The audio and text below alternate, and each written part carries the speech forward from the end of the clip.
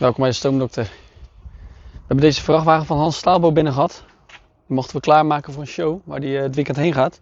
Het exterieur helemaal gereinigd.